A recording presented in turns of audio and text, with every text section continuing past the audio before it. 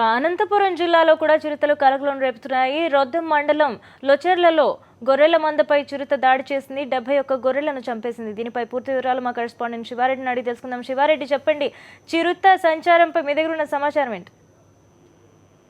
అనంతపురం జిల్లాలో చిరుత పుల్లలు పూర్తి స్థాయిలో బీభత్సాన్ని సృష్టిస్తున్నాయి. ఎందుకంటే అనంతపురం జిల్లా వ్యాప్తంగా గత నెల రోజులుగా ఏదో ఒక మూల దాడులకు పాల్పడుతూనే ఉన్నాయి. తాజాగా పెనుకొండ నియోజకవర్గంలోని రొద్దం మండలం లోచర్ల గ్రామంలో ఒక్కసారిగా 2 చిరుత పుల్లలు మందిపై దాడి చేశాయి. ఈ ఘటనలో సుమారుగా 71 గొర్రె పిల్లలు అక్కడికక్కడే మరణించాయి. మరోవైపున 20 గొర్రె పిల్లల దాకా తీవ్ర గాయాలతో చావు బతుకు మధ్య కొట్టుమిట్టారు. ప్రధానంగా సమీప ప్రాంతంలోని అటవీ ప్రాంతంలో నుంచి నేరుగా గొర్రెల మందను టార్గెట్ చేసిన చిరుత పులులు ఒక్కసారిగా దాడి చేసి, అయితే వీటిని ముందే గుర్తించిన గొర్రెల పెంపకందారులు చిరుత పులులను పక్కదారి పట్టించేందుకు, అదేవిధంగా వాటిని తిరిగి వెనక్కి పంపించేందుకు దాడి చేసినప్పటికీ అది ఫలించలేదు. నేరుగా చిరుత పులులు రావడం గొర్రెల పెంపకందారులు అశోక్, అదేవిధంగా నాగప్ప, ఈశ్వరప్ప వీరిపైన కూడా దాడి చేసేందుకు ప్రయత్నించడంతో ఈ ముగ్గురు గొర్రెల కాపర్లు పరారయ్యారు.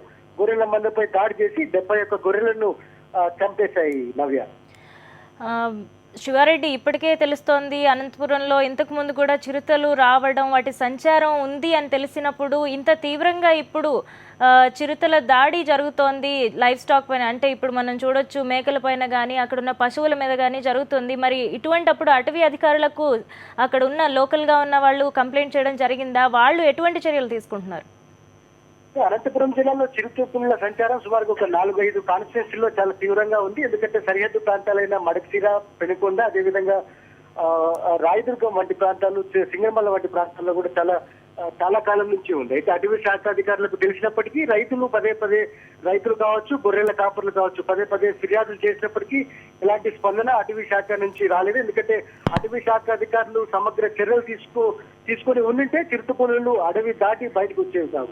ఇక్కడ మనం గుర్తించాల్సింది ఏంటంటే, కేవలం మంచినీరు, ఆహార పదార్థాలు అటవీ ప్రాంతంలో ఏదైతే చిరుత పులులు నివసించే ప్రాంతంలో సమృద్ధిగా ఉంచకపోవడం, వాటిని సృష్టించుకునే వాతావరణం లేకపోవడంతోనే అవి నేరుగా చిరుత పులులు గ్రామాలపై దాడి చేయడం, అదేవిధంగా ఇలా గొర్రెలు, అదేవిధంగా మేకలు, ఆవులు మందపైన దాడి చేసి వాటిని తిని జీవనం సాగిస్తున్న దుస్థితి కనిపిస్తోంది. దీనంతటికీ ఖచ్చితంగా అటవీ శాఖ అధికారులే పూర్తి బాధ్యత వహించాల్సి ఉంటుంది. ఎందుకంటే వారు తీసుకోవాల్సిన జాగ్రత్తలు, వారు పూర్తి స్థాయిలో తీసుకోవాల్సిన యాక్షన్ ప్లాన్ లేకపోవడంతోనే ఇలాంటి ఘటన చోటు తీసుకున్న స్పష్టమైన ఆరోపణలు వినిపిస్తున్నాయి.